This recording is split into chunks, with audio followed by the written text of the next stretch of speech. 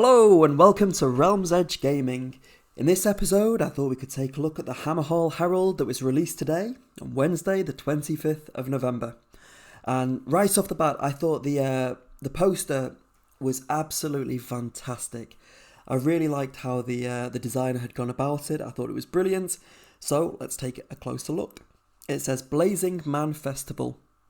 A feast for the senses, the biggest re-birthday party the mortal realms have ever seen.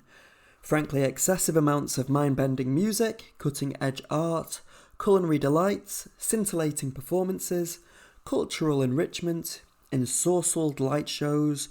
Join us for an experience that's sure to expand your mind. For details, inquire after Miss Glavia S. in the city baths of Cinderfall.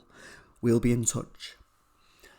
So, it got me thinking. As soon as I saw that, there were a couple of factions that it made me think of. And we're going to take a look at those in a moment. It also made me think of, whether this is going to be something to do with Broken Realms or just generally towards AOS. But I think it's more leaning towards the Broken Realms story arc that we are looking at and going through at the moment. So the first faction it made me think of was the Fire Slayers. And the Duardin, because on the 15th of May 2020 on the Warhammer community website they released an article called Mysteries of the Mortal Realms, and what they had was a reporter reporting for the Azerheim Crier, and they had various articles like, is Dracothian real? Are there giant lizards on the Bad Moon? Has Slaanesh escaped? And one of the articles was this. It's what is Urgold? And it says, the Fire Slayers lodges hoard Urgold like Azurite squirrels hoard lightning nuts. But what's so important about it? With a fake beard and knee pads, your reporter infiltrated the Carn Gorm Lodge and discovered the truth. Urgold is magical.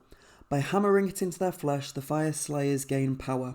And more than that, they believe that if all the Urgold in the realms is gathered, something amazing will happen.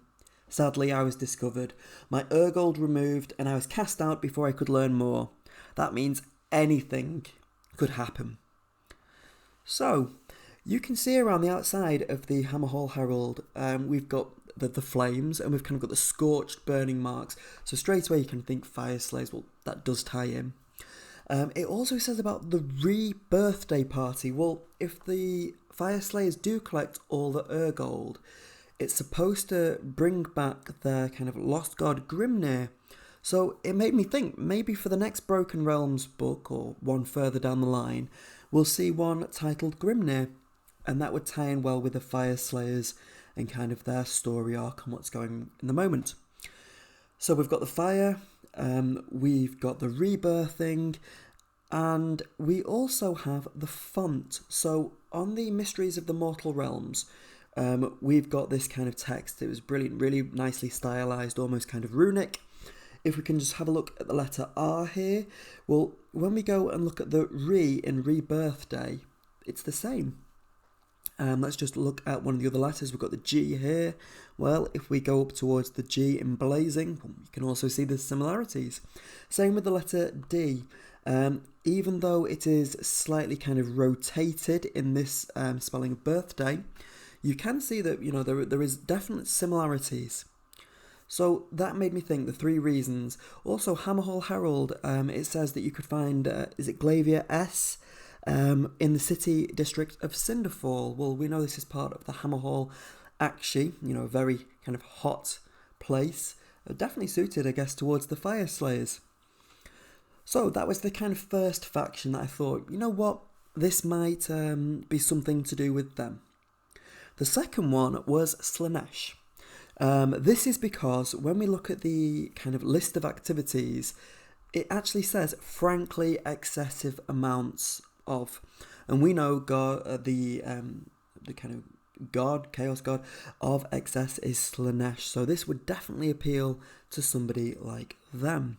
We've got mind-bending music, art, culinary delights, performances, cultural enrichment, ensorcelled light shows, and expansion of the mind.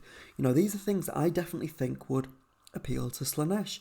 And I suppose if we look at the Broken Realms, we've just had Marathi, which was kind of all about Slaanesh and Marathi, and that kind of duality between the two of them.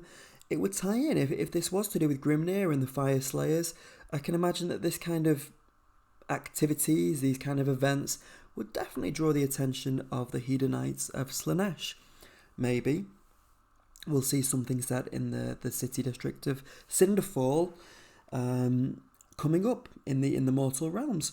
But I'll be honest, it wasn't what my second prediction was for the next book. If you've seen the video, I imagined that it would be a destruction faction. I thought we'd be looking more towards Gordrak, and the kind of long teased siege of Excelsis, and that would maybe explain the reason why Sigmar never really intervened too much with the Stormcast in the Marathi kind of plotline with Anvilgard. But I guess, like with all the Hammerhal Heralds, all the rumour engines, time will tell. But I'd love to get your opinion. What do you think? Do you think this is kind of hinting something towards AOS? Is it the Warhammer Underworlds? Is it to do with the Broken Realms narrative? Is it for a different faction, or do you kind of agree with what I imagined as well? If you could subscribe to the channel, that would be amazing. Equally, if you could drop a like, it would be much appreciated too. I'd love to hear your thoughts in the comments, so please do get in touch. It would be great to have a discussion on what you think this is kind of teasing at. But as we've said, I guess we'll have to wait and see. Thanks for joining me, and I can't wait to speak to you next time. Bye.